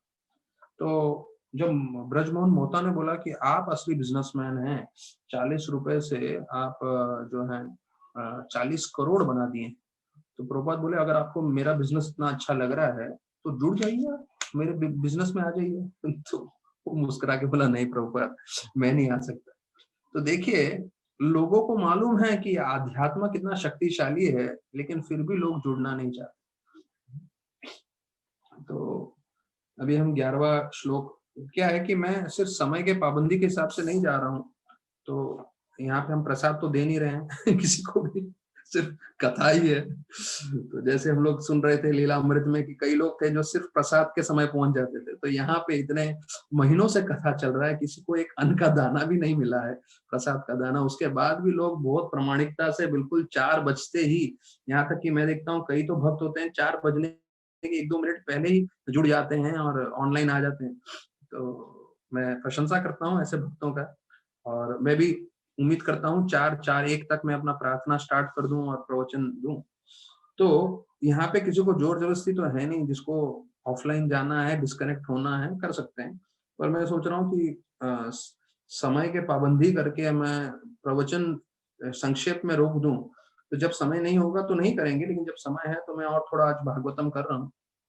और कल मोक्षदा एकादशी है, उसका कथा मैंने पढ़ लिया है, पर मोक्षदा एकादशी के दिन जब हम एकादशी कथा सुनते हैं तो और महात्म्य मिलता है और उसका हमें फल मिलता है। इसलिए हम कल ही ठीक 4 बजे उसके बारे में सुनेंगे, और 5 से 7 जो है पूरा भगवत गीता का पाठ करेंगे। तो क्योंकि कल हम भागवत नहीं करने वाले हैं, तो कल का भागवत में थोड़ा आज ही कर लेता हूँ। तो अभी 11वें श्लोक में जो है उनका महाराज पृथु का तुलना किया गया है अग्नि के समान। तो बोलते हैं कि कैसे एक यज्ञ में अग्नि के जो लकड़ी होती है उससे अग्नि उत्पन्न होता है। अब प्रभुपाद तात्पर्य में लिख रहे हैं 11वें श्लोक में कि कैसे जो है हमें मालूम है कि बिना माचिस और तीली के जो है वो अग्नि उत्पन्न करते हैं, तो ये अग्नि करके लकड़ी होती है जिसको आपस में घसते हैं जिससे अग्नि उत्पन्न होता है। ये यज्ञ के लिए हमेशा इस्तेमाल होता है। तो बोल रहे हैं पृथु महाराज अग्नि के समान रहेंगे और उनके जो दुश्मन है वो उनके पास नहीं आ पाएंगे। तो अभी उनको अग्नि के समान बताया गया है और हमें मालूम है कि अग्नि के पास कोई जा नहीं सकता, क्योंकि अग्नि के पास जाते हैं जल जाते हैं। तो बोलते हैं उसी प्रकार के उनके दुश्मन उनको सहन नहीं कर पाएंगे, वो इतने जो है मजबूत रहेंगे, कठोर रहेंगे, यहाँ तक कि अग्नि के समान रहेंगे। और वो भले ही उनसे सब दूर दूर रहेंगे, जो विशेष रूप से उनके दुश्मन हैं वो लोग, और उनके होते हुए कोई भी उन पे राज नहीं कर पाएगा, उन पे आक्रमण नहीं कर पाएगा। तो ये उनकी शक्ति है अग्नि के समान, ऐसे करके वर्णन कर रहे हैं। फिर 12वें श्लोक में उनको वायु के समान बताया गया है। तो बोलते हैं क्यों वायु के समान उनको बताया गया है कि हवा कैसे रहता है, हर जगह प्रवेश कर सकता है। तो हवा कैसे हर जगह प्रवेश कर सकता है, तो बोलते हैं वैसे ही वो जो पूरे प्रजा हैं उनके साथ घुल मिल के रहेंगे। और बताया जाता है उनकी कोई स्तुति करेंगे या कोई निंदा करेंगे उससे उनको कोई फर्क नहीं पड़ने वाला है। और वो हवा के समान जो है, हवा किस तरह से शरीर के अंदर भी रहता है बाहर भी रहता है, तो वैसे ही वो हमेशा समानता रखेंगे सभी लोगों के साथ और उस समानता से कार्य करेंगे। तो ध्यान रखिए जितना भी हम भागवतम सुन रहे हैं, तो भागवतम सुनते समय हमें एक चीज स्पष्ट रहना चाहिए कि ये भागवतम के द्वारा हमें ये सब चीजें सीखनी है। जैसे प्रभुपाद ने 10वें श्लोक में लिखा कि भले ही महाराज पृथु का खजाने के बारे में किसी को मालूम ना हो, वैसे ही हमारे जो धन संपत्ति है उसके बारे में किसी को नहीं मालूम होना चाहिए। तो ये सब चीजें हमें समझना है कि हमारे सीखने के लिए भी है। तो हम जो जो चीज सुन रहे हैं वो हमारे जीवन में हमें उतारना है। तो फिर बोलते हैं वो हमेशा पुण्य तरीके से कार्य करेंगे, और उन्होंने इतने पुण्य तरीके से कार्य करेंगे कि उदाहरण दे रहे हैं कि अगर उनका खुद का पुत्र ने अगर गलती की होगी तो उसको सजा देंगे, और अगर कोई उनका दुश्मन भी होगा या उनके पुत्र का दुश्मन भी होगा, लेकिन अगर उसने गलती नहीं की होगी तो उसको सजा नहीं देंगे, उसको क्षमा कर देंगे। तो प्रभुपाद मैं फिर से दोहराता हूँ कि कैसे एक राजा होने चाहिए। प्रभुपाद तात्पर्य में बता रहे हैं कि अगर उनका पुत्र भी हो और उसने गलती की होगी तो उसको सजा देंगे, और कोई दुश्मन भी हो लेकिन अगर उसने सजा नहीं दी होगी तो वो उनको जो है माफ कर देंगे। He would not engage in some intrigue in order to punish him, मतलब ऐसा षड्यंत्र नहीं करते रहेंगे। तो डिप्लोमेसी जिसे बोलते हैं, तो भक्तों को एक चीज ध्यान रखना है, डिप्लोमेसी और ये सब चीजों से दूर रहना है, सरलता से भक्ति करनी है और स्ट्रेट फॉरवर्ड रहना है, नम्र रहना है, और जो भी है स्पष्ट रूप से वो बताना चाहिए। फिर जो है 14वें श्लोक में बताते हैं कि कैसे जो है सूर्य देव जो रोशनी है वो पृथ्वी के पूरे कोने कोने तक पहुंच जाती है। तो बोलते हैं जैसे वो आर्टिक रीजन बोलते हैं जहाँ पूरा बर्फ रहता है, तो वहां पे भी कुछ तो सूरज की रोशनी आती है, दिन होता है तो वहां पे प्रकाश आ जाता है। भले ही पूरी सूरज की ऐसी गर्म रोशनी नहीं आती है लेकिन प्रकाश पहुंच जाता है। तो बोलते हैं उसी प्रकार से महाराज पृथु पूरे पृथ्वी पे अपना राज करेंगे, और वो कभी भी विचलित नहीं होंगे जब तक वो जीवित रहने वाले हैं। तो सूर्य की रोशनी कैसे जो है हर जगह फैल जाती है, तो प्रभुपाद तात्पर्य में बता रहे हैं उसी प्रकार से जो है राजा का प्रभाव पूरे पृथ्वी पे पड़ना चाहिए, तभी लोग जो हैं संतुष्टि से आनंद से रह सकते हैं बिना विचलित हुए, बिना तकलीफ के। फिर मैं तब तक जो है विष्णु पुराण में श्लोकों को पढ़ रहा था, तो विष्णु पुराण के भागवत में से एक जरा बीच में से अलग मैं आपको बता रहा हूँ। विष्णु पुराण के श्लोकों में वर्णन आ रहा है कि कैसे जो जीव है वो या तो भगवत धाम में रह सकता है या भौतिक जगत में रह सकता है। बोलते हैं क्योंकि वो अविद्या से जो है प्रभावित है, इसलिए वो इस भौतिक जगत में अलग अलग तरह के ताप भोग रहा है। आदि दैविक, आदि भौतिक, आध्यात्मिक। तो अभी देखिए इतने सारे हम ताप जो है अलग अलग सफर कर रहे हैं, भले ही कोई कितना ही धनी हो। हमने चर्चा किया है कि भाई बीमारी, बुढ़ापा, मृत्यु सब पे आने वाली है, कोई भी इससे बच नहीं सकता। तो हम अलग अलग तरह से ताप इसलिए सफर कर रहे हैं क्योंकि हम अविद्या जो है, अविद्या ने हमें जकड़ रखा है। जैसे हम शास्त्रों के संपर्क में आते हैं, भक्तों के संपर्क में आते हैं और ये सब श्रवण करते हैं, तो ये जो अविद्या है वो हमारे जीवन से हट जाती है और हम जो है पूरी तरह से सक्षम हो सकते हैं भगवत धाम जाने के लिए। विष्णु शक्ति पराप्रोक्ता क्षेत्र जाना क्या तथा परा, विद्या कर्म सम्यज्ञ तृतीया शक्ति इष्यते। ये भी विष्णु पुराण का श्लोक है जो बताता है भगवान के तीन शक्ति है, एक तो है अंतरंग और एक है बहिरंग और एक है तटस्थ। तो अंतरंग शक्ति जो है वो उनकी योग माया है, बहिरंग बोले तो महामाया जो दुर्गा देवी का रूप है, और तटस्थ मतलब हम सब जीव। और वो हम सब जीव की स्वेच्छा पे है, हम किसके अधीन रहना चाहते हैं। अधीन तो रहना ही पड़ेगा, या तो महामाया या तो योग माया। अगर आप भक्ति कर रहे हैं तो योग माया के अधीन रहेंगे, और अगर आप भक्ति नहीं कर रहे हैं तो महामाया के अधीन रहेंगे आप हमेशा। तो ये विष्णु पुराण के अंदर बताया गया है। तो कल हम जो है ब्रह्म संहिता के कल तो हमें समय नहीं मिल पाया, हम ब्रह्म संहिता पे चर्चा नहीं कर पाए, लेकिन ब्रह्म संहिता के जो हमने श्लोक सुने और उसमें देखा कि कैसे ब्रह्मा जी बोल रहे हैं, भाई मैं स्वयं ब्रह्मा हूँ जिन्होंने 14 लोक बनाए, मेरे कर्ता, मेरे बनाने वाले कौन है? स्वयं भगवान कृष्ण, शिव के, दुर्गा के, गणेश के, सूर्य के, महाविष्णु के। हमने कल चर्चा किया ये परसों कि सारे के सारे जो प्रमुख देवतागण हैं, उन सब देवतागण के स्तोत्र कौन है? भगवान कृष्ण। तो इसलिए हमें कृष्ण की पूजा करनी चाहिए। तो ब्रह्मा, शिव, दुर्गा, गणेश, सूर्य देव, महाविष्णु सब लोग पूजा कर रहे हैं। और यहाँ पे भौतिक जगत में पृथ्वी पे बैठे हुए ये छोटे से जीव जो मुश्किल से 70-80 साल जीने वाले हैं, वो प्रश्न कर रहे हैं मैं क्यों जीऊं, मैं क्यों पूजूं भगवान को, मैं नास्तिक हूँ, मैं फलाना हूँ, मेरे मन में ये विचार है, मेरे मन में वो विचार है। अरे ब्रह्मा, शिव, दुर्गा, गणेश, सूर्य, महाविष्णु सब पूज रहे हैं, तुमको क्या प्रॉब्लम है? हाँ, नहीं करना मत करो, फिर मरने के बाद नरक में जाओ। तो मतलब यही भविष्य होने वाला है। जैसे प्रभुपाद बोले, या तो आप कृष्ण का आश्रय अभी ले लो, नहीं तो कृष्ण भगवान साक्षात मृत्यु के रूप में आएंगे और आपको लेके जाएंगे। तब आपके पास चॉइस नहीं रहेगा आश्रय लेने का। अभी आपके पास स्वतंत्रता है आश्रय लेने का, उनका भक्ति करने का। तो यहाँ पे अभी वर्णन आ रहा है कि कैसे ब्रह्म संहिता में इन चीजों के अलावा 4 मुख्य चीजों के बारे में वर्णन किया गया है कि कैसे कृष्ण भगवान, कृष्ण पूर्ण पुरुषोत्तम भगवान है। तो उसके ऊपर कई कई श्लोक हैं। तो हमने वो तो सुना है, ईश्वर परम कृष्ण वाला, सच्चिदानंद विग्रह अनादिर आदिर गोविंद सर्व कारण कारण। उसके बाद 19वें श्लोक में उनको मोमबत्ती के समान बताया गया है कि इसे एक मोमबत्ती से दूसरा मोमबत्ती जलता है। तो वैसे ही भगवान की शक्ति जो है वो सर्वव्यापी है, लेकिन उससे भगवान की शक्ति कम नहीं होती और वो फैलती रहती है। और फिर जो है बताया गया है कि भगवान की शक्ति का सिर्फ हमें पृथ्वी पे रहते हुए सिर्फ एक अनुभव भी करना हो, तो ये समझ लीजिए कैसे सृष्टि पूरा बन रहा है। वो महाविष्णु सिर्फ श्वास छोड़ रहे हैं तो उनके रोंगटों में से, जो शरीर के रोंगटों में जहां बाल होता है, वहां से एक एक ब्रह्मांड निकल रहा है। तो एक ब्रह्मांड जो है जिसके अंदर हम बैठे हैं उसमें 14 लोक हैं, और हमारे ब्रह्मा जी हैं जिन्होंने 14 लोकों का निर्माण किया। उसमें हम पृथ्वी पे बैठे हैं और 14 लोक हैं ऊपर और नीचे, और कई अनगिनत लोक और भी होंगे। तो ये ब्रह्मांड एक महाविष्णु के शरीर के एक रोंगटे में से निकला है।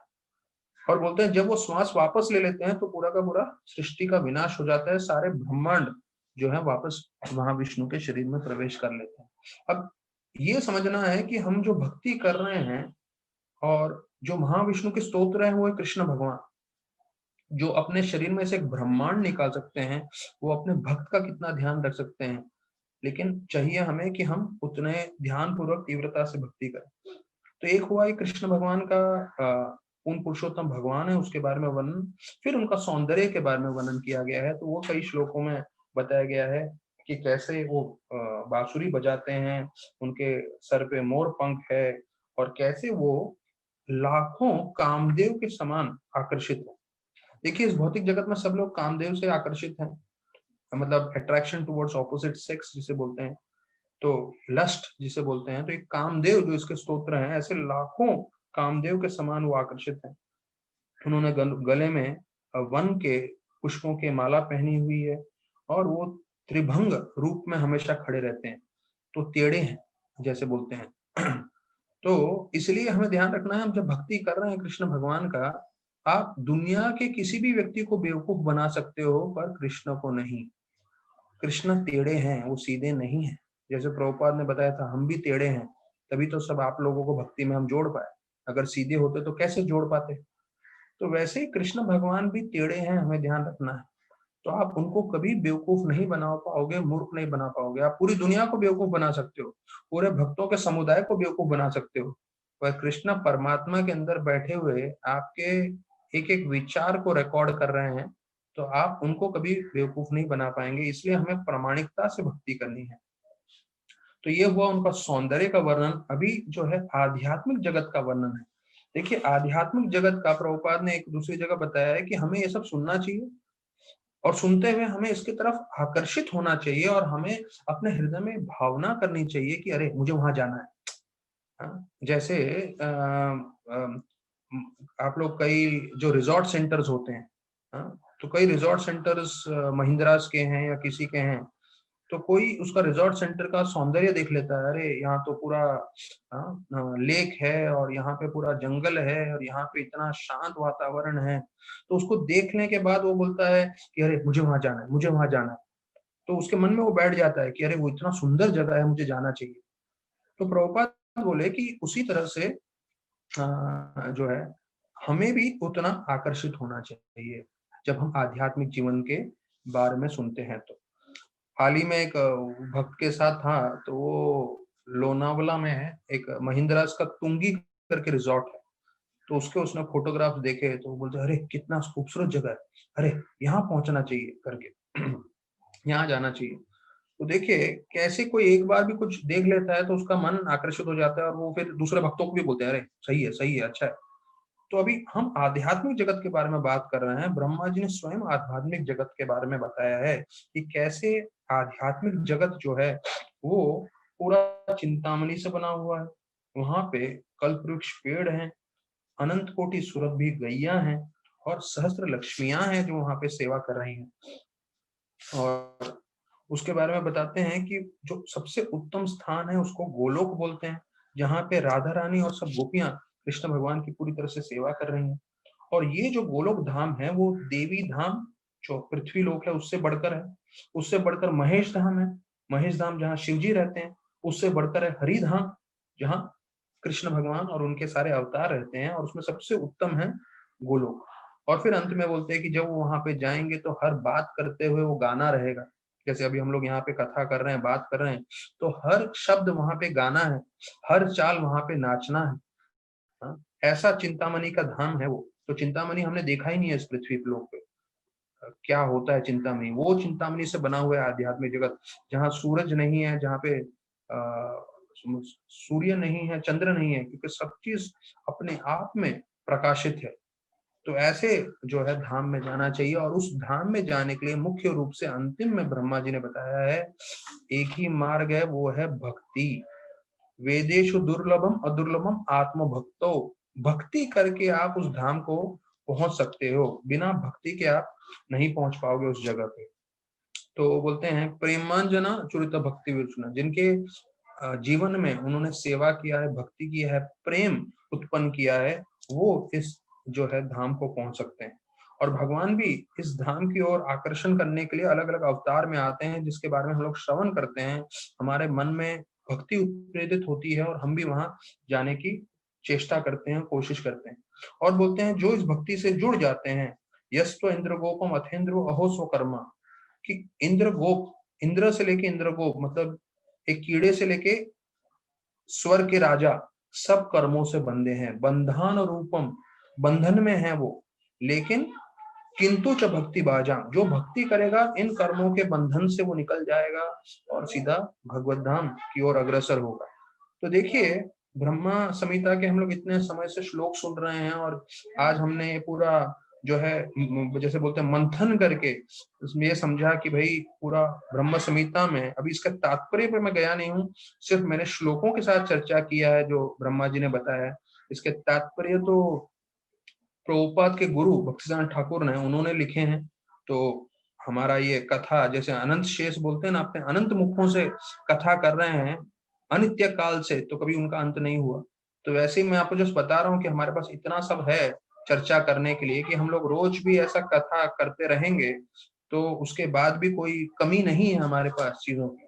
तो हो सकता है भविष्य में ब्रह्मा जी की कृपा से और प्रभुपाद की कृपा से हम ब्रह्म संहिता के में भी प्रवेश करें, जिसमें हम और विस्तार पूर्वक एक एक श्लोक में जो तात्पर्य दिए हैं उसके ऊपर हम चर्चा कर सकें। तो अभी हम भागवतम में वापस आ जाते हैं, 16वें श्लोक पे हैं हम। यहाँ पे 16वें श्लोक में वर्णन आ रहा है, धृतव्रता सत्य संधो ब्रह्मण्यो वृद्ध सेवका सर्ण्य सर्वभूताना मानदो दीन वत्सल।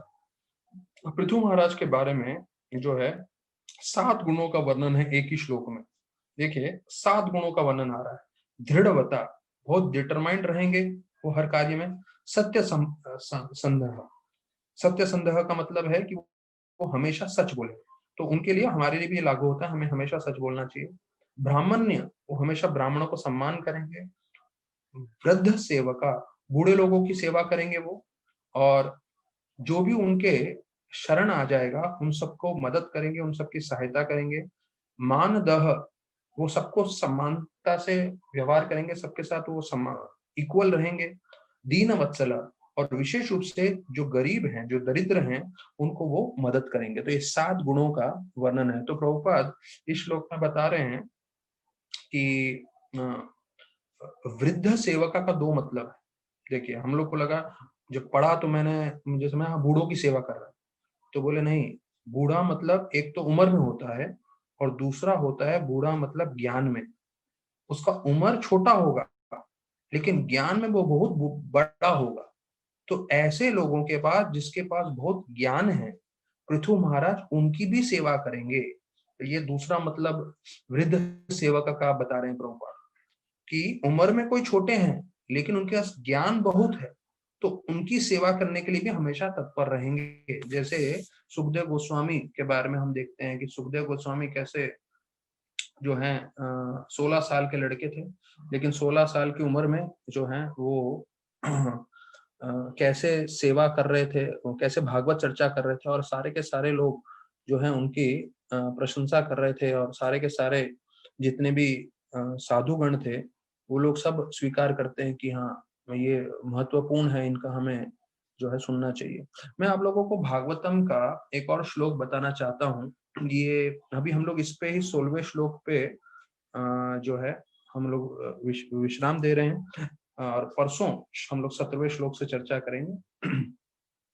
मैं भागवतम के आप लोग को पहले स्कंद के पहले अध्याय के 4थे श्लोक को मैं बताना चाहता हूँ, क्योंकि क्या हुआ, जब शुरुआत में मैंने एक ही घंटे में पूरा फर्स्ट चैप्टर खत्म कर दिया, और उसमें मैंने तात्पर्य इतने विस्तार पूर्वक नहीं बता पाया, जिसमें बहुत महत्वपूर्ण चीजें हैं। और जैसे प्रभुपाद ने अमेरिका जाने से पहले सिर्फ फर्स्ट कैंटो भागवतम लिखा था, तो प्रभुपाद के जो तात्पर्य हैं वो बहुत गहरे हैं। प्रभुपाद ने इस तरह से लिखे थे कि अगर समझ लीजिए मुझे कुछ हो भी जाता है प्रभुपाद को, तो प्रभुपाद ने सोच के रखा था, मैंने पूरा सिद्धांत मैं फर्स्ट कैंटो में दे देता हूँ। तो इतना महत्वपूर्ण है, तो इसके हम एक एक वाक्य को भी लेंगे और उसको समझेंगे, तो उससे हमारा जीवन पूरा सार्थक हो सकता है। तो भागवतम के बारे में बोलते हैं कि पहला बार भागवतम चर्चा हुआ था जो है सुखदेव गोस्वामी और परीक्षित महाराज के बीच में।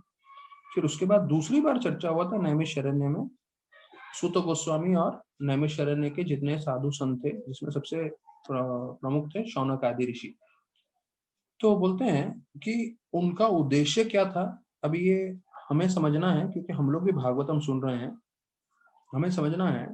प्रभुपाद यहाँ स्पष्ट कर रहे हैं कि वरा पुराण में भी बताया गया है, जब भी भागवत कथा होगा तो उससे जो राक्षसी लोग हैं उनका शक्ति का दमन होगा। हाँ, तो प्रभुपाद ये स्पष्ट चीज बता रहे हैं। ये भागवत कथा से, भले ही हम लोग को लग रहा होगा कि हम लोग जूम पे बैठे हैं, आप जो है वहां पे हैं, एक एक कमरे में हैं हम लोग अलग अलग जगह पे मुंबई के, पर जो कोई भी इस भागवत कथा में भाग ले रहा है, श्रवण कर रहा है, इस भागवत यज्ञ से जो राक्षसी स्वभाव के लोग हैं उनका पूरा शक्ति पूरे विश्व भर में कम होते जाता है। ये भागवत का प्रभाव है। और बोलते हैं जो भक्त होते हैं वो लोग हमेशा भगवान की सेवा करना चाहते हैं और लोगों का उद्धार करना चाहते हैं और लोगों को सबसे उत्तम चीज देना चाहते हैं। तो जीव भूल चुका है, इसलिए उनको मालूम नहीं है कि मैं शांति कैसे प्राप्त कर सकता हूँ जीवन में और जीवन में समृद्धि कैसे प्राप्त कर सकता हूँ। ये जरा दो शब्दों पे ध्यान रखिए, क्योंकि ये शायद दोनों चीजें हमें भी बहुत लागू होती हैं। हम सभी भक्तों को अपने जीवन में दो चीजें चाहिए, पहला शांति और दूसरा समृद्धि, जिसको इंग्लिश में बोलते हैं पीस एंड प्रॉस्पेरिटी। तो हमने कल के प्रवचन में सुन लिया कि कैसे अधिकांश लोग विश्व में जिनके पास बहुत सारा धन है, हाँ, वो उनके पास शांति नहीं है, उनके पास प्रेम नहीं है, उनके पास खुशी नहीं।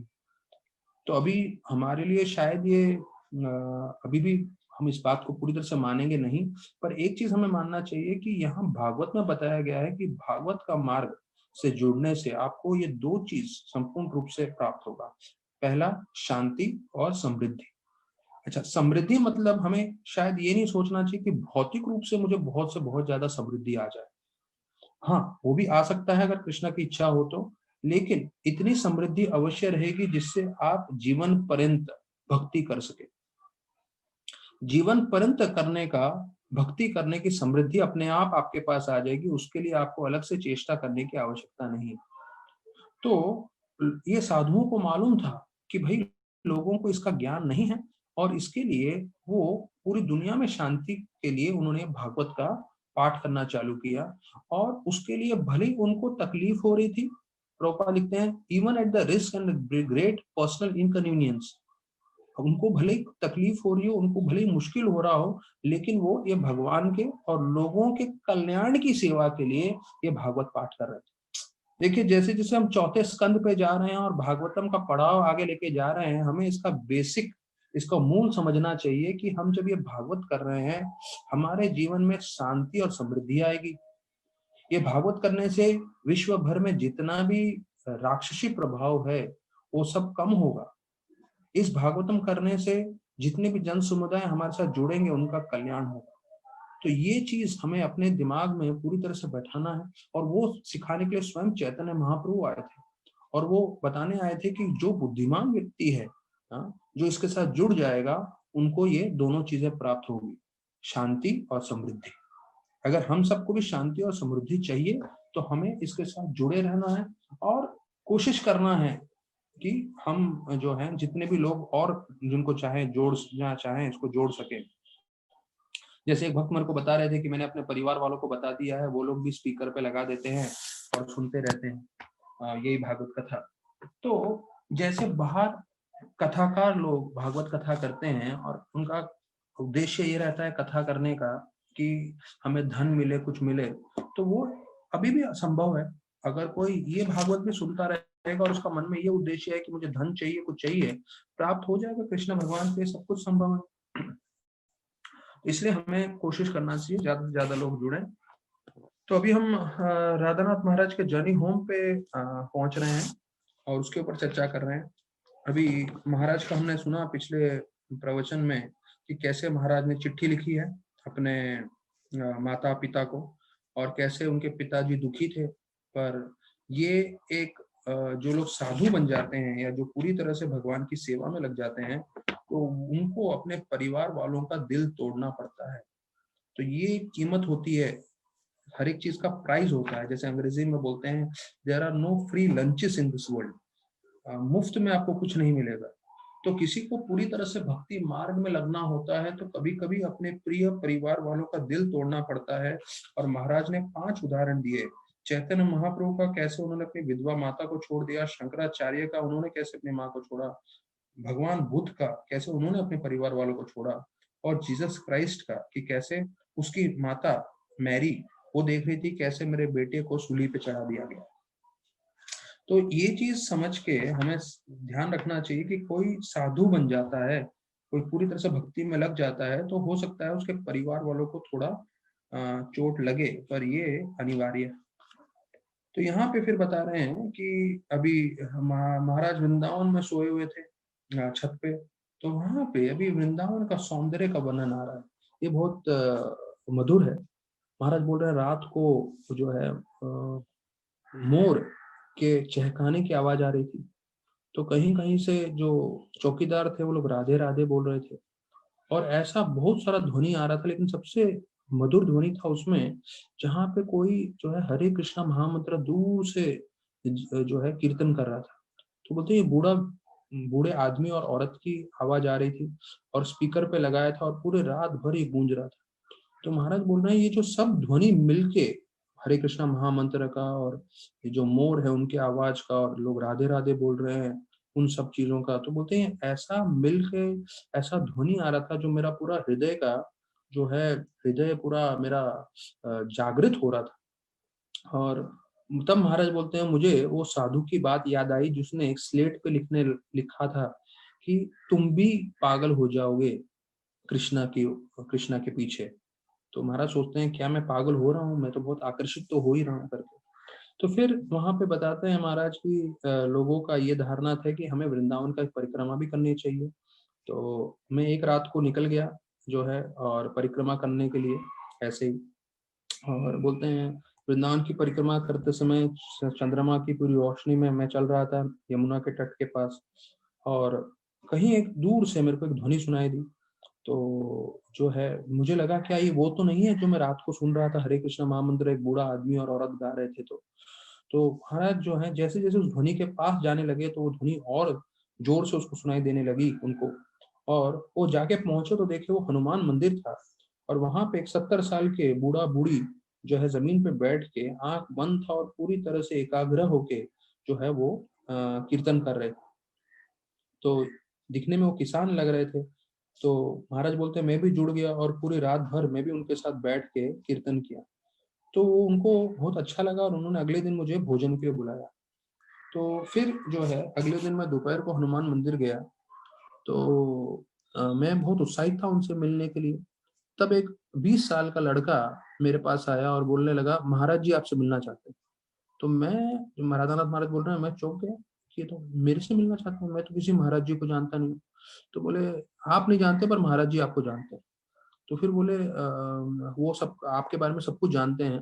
तो बोले आप कुछ महाराज जी के बारे में बताओगे? तो बोले नहीं, अभी महाराज जी आपसे मिलना चाहते हैं, आप चलिए बाद में मैं आपको महाराज जी के बारे में बताऊंगा। तो ये कौन है महाराज जी? नीम करोली बाबा। तो महाराज बोलते हैं कि जब मैं हिमालय में था तो मुझे मालूम था इनके पास बहुत, मैंने नीम करोली बाबा का नाम सुना था। और ये नीम करोली बाबा हैं ये बहुत शक्तिशाली थे, और उनके पास बहुत सारे अ, जो है जादुई शक्ति भी थी मैंने सुना था। और जब मैं गया उनके पास तो वो मुस्कुराए और उन्होंने मेरे को स्वागत किया। और जो है एक अंग्रेजी में जो है जो भी वो महाराज जी हिंदी में बोल रहे थे मेरे को ट्रांसलेट करके बता रहे थे कि आपने अपना जो है धन और आराम सब छोड़ दिया है और भगवान की खोज में, और वो खोज तुम्हें भारत लेकर आया है। तो बोलते हैं कि आप जो है यहाँ पे बैठ के भगवान के लिए रो रहे हो और वहां पे आपके परिवार वाले आपके लिए रो रहे हैं। और उन्होंने फिर उनको बोला आप भी बैठिए हमारे साथ, और महाराज को बताया कि अभी आप भयभीत मत होइए। बोलिए कि आप खुश रहिए, क्यों? क्योंकि कृष्ण भगवान ने आपकी प्रार्थना सुन ली है और आपको वृंदावन लेकर आए। और आप जब राधा कृष्ण का नाम जप करोगे तो आपको सब कुछ मिल जाएगा आपके जीवन में। तो बोलते हैं इसके अलावा लोग इतना सब चीज कर रहे हैं भोग करने के लिए, और इसके कारण वो सब जो है मुश्किल में ही पड़ रहे हैं, पर कोई भगवान का नाम जप करता है, भक्ति करता है, उससे पूरा संतुष्टि प्राप्त कर लेता है। तो देखिए नीम कुरली बाबा से महाराज की मुलाकात, और ये जो बहुत जादुई व्यक्ति है, अभी महाराज ने कुछ उनको अपने बारे में बताया नहीं, पर बिना बताए जो है उनको ये सब चीज मालूम चल गया कि कैसे वो भगवान का खोज में आए हैं, और जो है यहाँ पे ये रो रहे हैं भगवान के लिए और वहां पे उनके परिवार वाले। तो अभी नीम कुरेली बाबा के साथ कैसे और आदान प्रदान होगा, वो उनको क्या चीजें बताएंगे, तो वो सब हम चर्चा कल के शीर्षक पे करेंगे। अभी हम गीता के, अच्छा गीता भी आज रुक जाते हैं क्योंकि समय काफी हो गया है। कल तो पूरा दिन गीता पे ही चर्चा करने वाले हैं। तो कल गीता महात्म्य का दिन है और एकादशी भी है, तो सुबह को 5 से 10-11 बजे तक हमारा जपा भी चलेगा। तो जो भक्तगण एकादशी के दिन मोक्षदा एकादशी सार में आपको बता दूं, कल का एकादशी इतना महत्वपूर्ण है, ये युधिष्ठिर महाराज को कृष्ण भगवान स्वयं बताते हैं। जो इस एकादशी को पालन करता है उसको निश्चित रूप से मोक्ष की प्राप्ति होती है, वो भगवत धाम जा सकता है। इसलिए कल के एकादशी का नाम है मोक्षदा एकादशी। तो जो भी भक्तगण उत्साहित रूप से कल के एकादशी में ज्यादा जप करेंगे या एकादशी का पालन करेंगे और जो है शाम को 5 से 7 भागवत पाठ भी में भी जुड़ेंगे, तो सबके लिए नेवता है, आप लोग जुड़िए और मोक्षदा एकादशी का पूरा लाभ उठाइए। बहुत बहुत धन्यवाद सभी भक्तों का। हरे कृष्णा।